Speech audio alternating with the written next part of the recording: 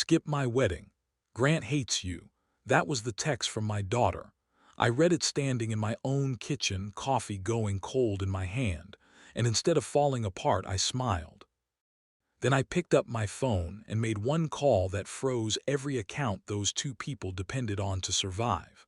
By dawn, their phones would not stop ringing. 118 missed calls, all from the same two people who thought they didn't need me anymore. My name is Walter Briggs. I'm 58 years old, and I run a heating and cooling company in Cleveland that I built from nothing but a used van and a toolbox. I'm not a rich man by accident. Every dollar I have came from crawling through attics in July and freezing my hands off in basements in January, one job at a time, for over 30 years. I never went to college. I never had connections. What I had was a daughter named Claire. After her mother passed when Claire was 7, I had a reason to get up every morning, even on the days I didn't feel like it. Raising a little girl alone while running a business isn't something people write songs about, but it's the hardest, most honest work I've ever done. I learned to braid hair from a video on my lunch break. I learned to sign permission slips and cook dinner and still show up for every school play, sitting in a folding chair in the back row in my work boots because I didn't have time to change. Claire watched me get up before the sun and come home covered in dust, and she never once complained because she knew exactly why I was doing it. I built that company for her. Every contract, every truck, every employee. It was all so that one day my daughter would never have to worry about money the way I did as a kid. By the time she turned 25, Briggs Heating and Air had 4 trucks, 12 employees, and a name people trusted across 3 counties. I had built something real.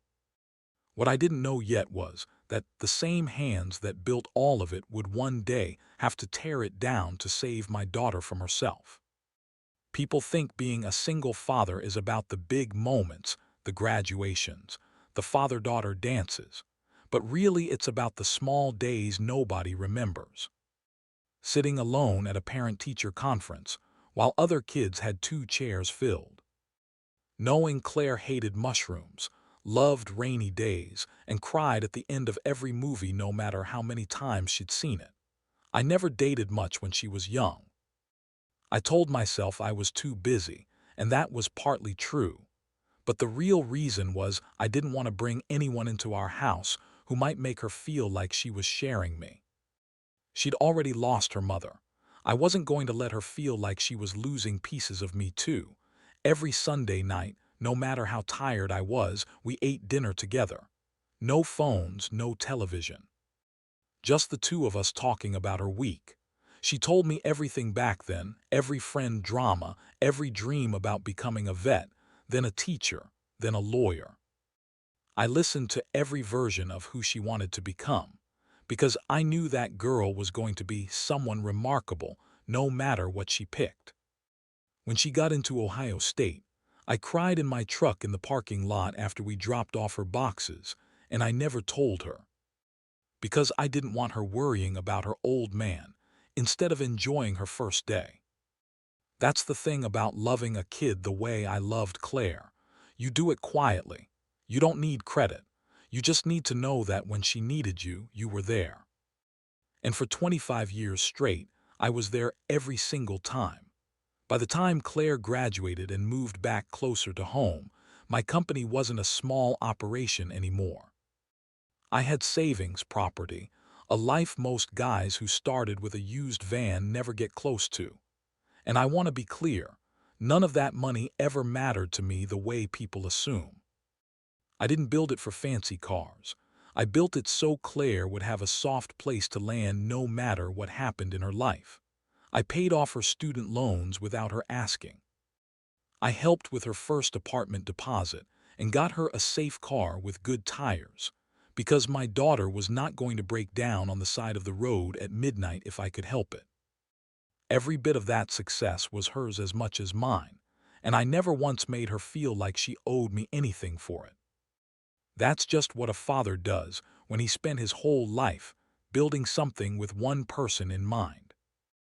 I never imagined that same generosity would one day be twisted into something that made me look like the villain in my own daughter's story, simply because I kept being the same father I'd always been, even after she started listening to someone else's voice instead of her own. Claire met Grant Sinclair at a mutual friend's cookout about 2 years ago. I remember the first time she brought him to Sunday dinner. She was glowing, talking about how he worked in finance downtown and had big plans to start his own consulting firm. I shook his hand that night, firm grip, good eye contact, all the right words about respecting what I'd built. I liked him fine at first. He was polished, ambitious, and Claire seemed happy in a way I hadn't seen since before her mother passed. I wanted to believe in him, because I wanted to believe my daughter had found someone who'd treat her right. But there were small moments I brushed off early on, because I didn't want to be the overprotective father standing in the way of her happiness. Little comments about growing up around real money, not tradesman money, said with a laugh, except his eyes never laughed along with it. He'd mention his father's law firm and his mother's charity board seats a little too often around me, like he needed me to know exactly where I stood compared to his family. Claire never seemed to notice, or maybe she noticed and decided it didn't matter because she was falling fast. And when you're falling for someone that fast, you don't want anybody pointing out the cracks in the foundation. I told myself I was being paranoid. I wanted so badly to be wrong about that uneasy feeling in my gut. For a while, I convinced myself I was.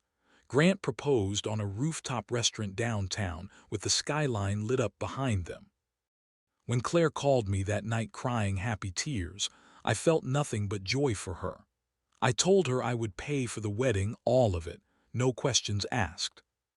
Because that's what a father does for his only daughter, and I meant every word. But it didn't stop there.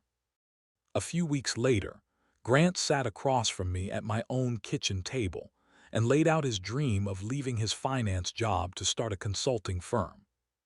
He needed startup capital, $150,000. I didn't hand that money over blindly. I've run a business for 30 years. I know what a real plan looks like versus a fantasy, and his numbers looked solid enough on paper. I told myself I was investing in the man who was going to take care of my daughter when I wasn't around anymore. On top of the wedding and the loan, I co-signed their mortgage on a house in Shaker Heights, because Grant's income alone wasn't enough yet to qualify without my name behind it. In the span of about 4 months, I had my name and my money tied into nearly every major decision in their new life. The venue, the caterer, the flowers, the business loan, the mortgage. I didn't see it as control. I saw it as love, plain and simple. The same love that had me working double shifts 20 years earlier just so Claire could have new shoes for the school year. I would learn very soon just how differently Grant saw it, but what happened next completely changed everything. Once the wedding planning got underway, I started noticing things shift in a way that made my stomach turn. Grant's mother, Diane, inserted herself into every decision, the venue, the guest list, the seating chart, and somehow every conversation I tried to have about the wedding I was paying for got quietly redirected. Claire started saying things like, "Grant's family has a certain way they like things done." When I asked simple questions about budget or vendors, I paid the deposits without complaint, because I wasn't trying to buy control over my daughter's big day. I just wanted to be included in the day I was funding. At a tasting dinner in March, Grant made a joke in front of his parents about how his father-in-law probably thought champagne was just fancy beer, and the table laughed, and Claire laughed too. Something in my chest went cold and quiet in a way I hadn't felt in years. I let it go. I told myself weddings make everybody a little crazy, but the comments kept coming. Small digs about my truck, my work boots, how I still smelled like a job site even after I'd showered and changed. Claire stopped defending me the way she used to. She used to be the first person to shut down anyone who disrespected her old man. Now she just went quiet, or worse, smiled along with it because she didn't want to rock the boat with her new husband's family. I felt myself being slowly erased from my own daughter's life, replaced by a family that had money but never learned what it actually costs to earn it. By June, 3 weeks before the wedding, I had paid out over $90,000 for the venue, catering, florist, and band. And I still hadn't been given a single real role in the ceremony beyond writing checks. Grant's father was giving a toast. His mother was walking Claire's bridal party through some tradition from her side of the family. I asked Claire one night, gently, if I could still walk her down the aisle. There was a pause on the line long enough to answer the question before she even spoke. "We're still figuring out logistics, Dad," she said. Something about the word logistics coming out of my daughter's mouth about her own father walking her down the aisle nearly broke something in me right there. I didn't push it. I told myself I was overreacting, that Claire still loved me the same way deep down. Even if she was distracted right now by a man and a family who clearly wanted less of me around and more of my money flowing in. I kept paying every invoice, kept funding Grant's shaky new firm, kept holding up their entire world financially while slowly being pushed out of it emotionally. I didn't understand how far that push would go until one message landed on my phone at 5 in the morning, 3 days before the wedding I had paid for in full. At this point, I thought I understood exactly where I stood. I had no idea. It was a Tuesday morning, 3 days before the wedding. I was up early like always, standing in my kitchen with my coffee, watching the sun come up, when my phone buzzed on the counter. I picked it up expecting a message from one of my crews. Instead, I saw Claire's name, and my stomach did something strange before I even read the words. "Dad, please don't come to the wedding. Grant doesn't want you there. He says you don't respect our life together, and he doesn't want you causing tension in front of his family. I think it's better this way. I'm sorry." I stood there and read that message 3 times, slow, like maybe the words would rearrange themselves into something that made sense.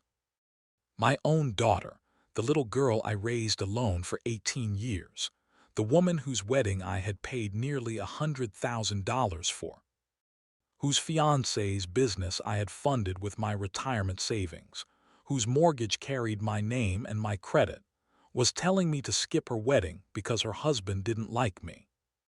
I felt something in my chest I can only describe as a door quietly closing, not slamming, just closing, firm and final. I didn't call her screaming. I didn't text back begging to be let back in. I set the phone down on the counter, and I did something I hadn't done in a long time. I smiled.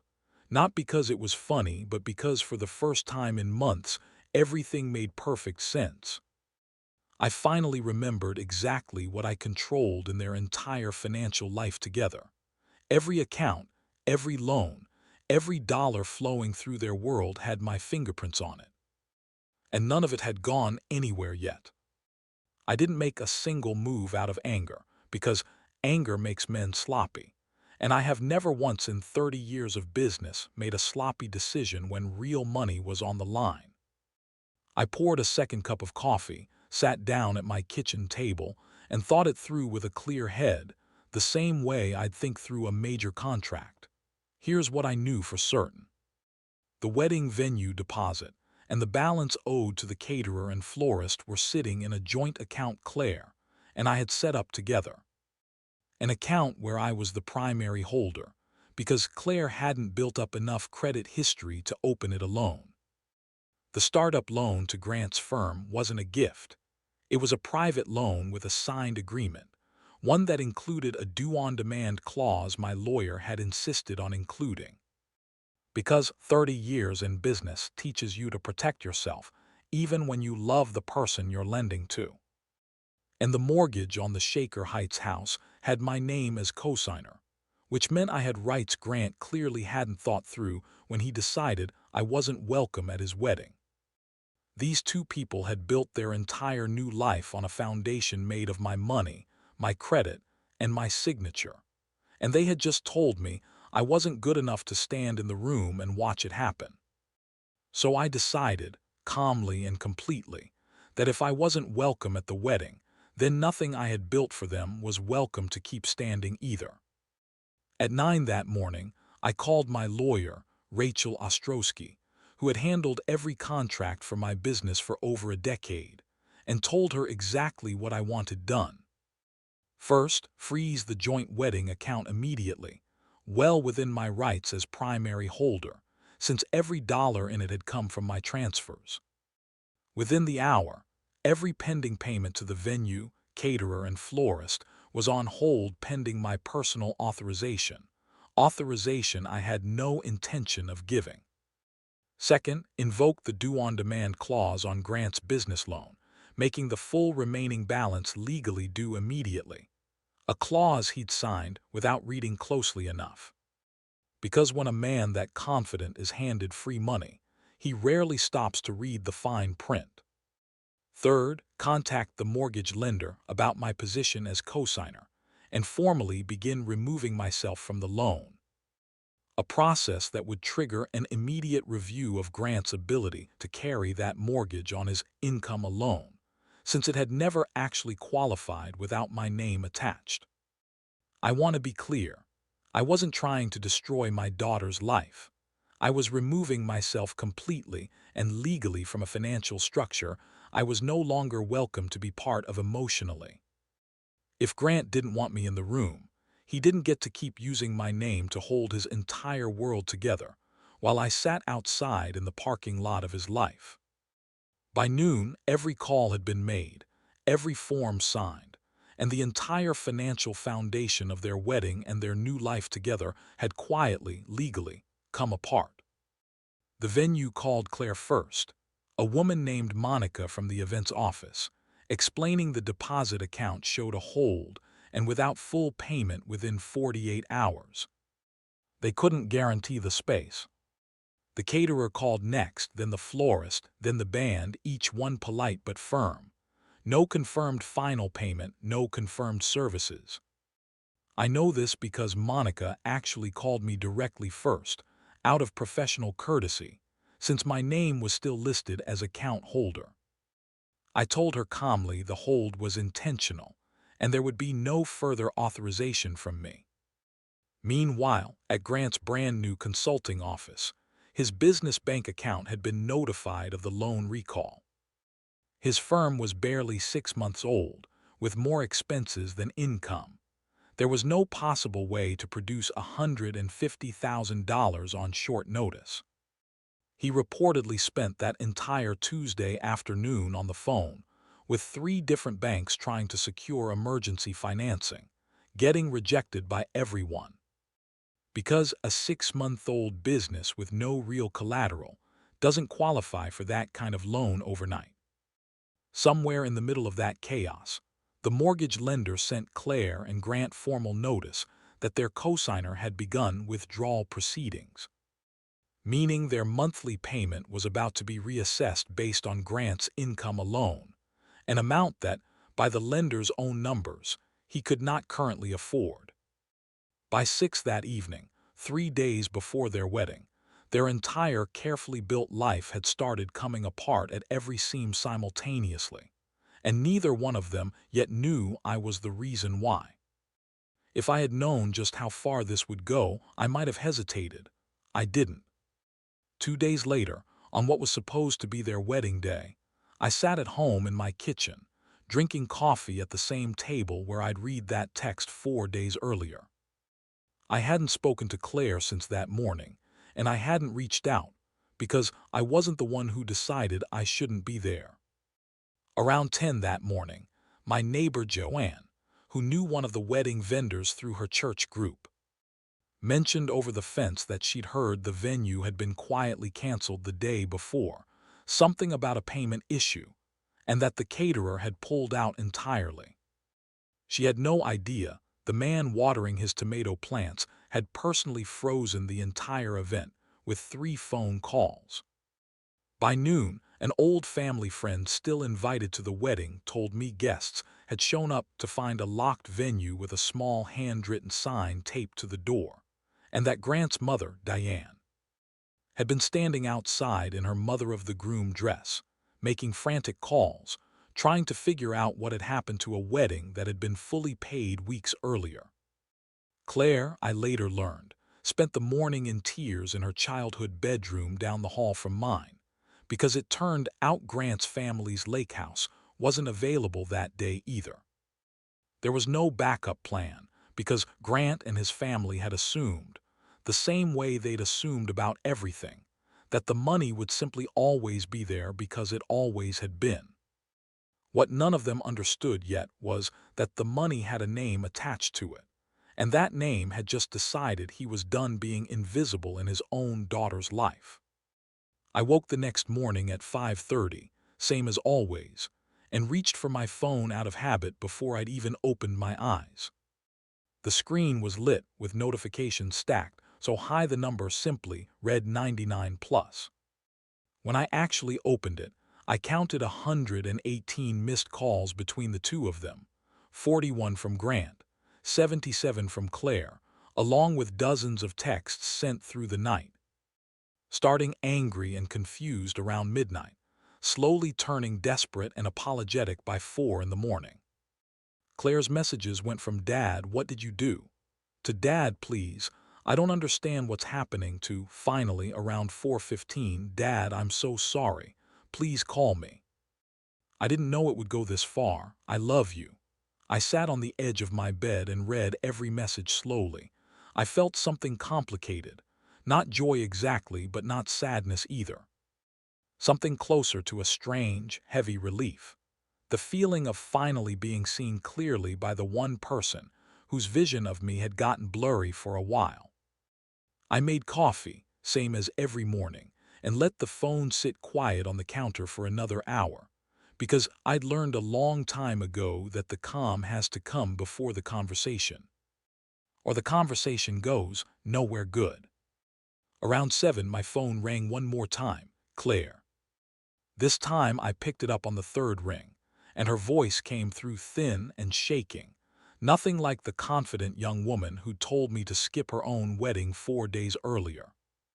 "Dad," she said, and then she just cried for a long moment before she could say anything else. I let her cry before I spoke. When I finally did, my voice came out calm and steady, not cold, just clear. "I froze the accounts, Claire, all of them. The wedding fund, Grant's loan, my name on your mortgage.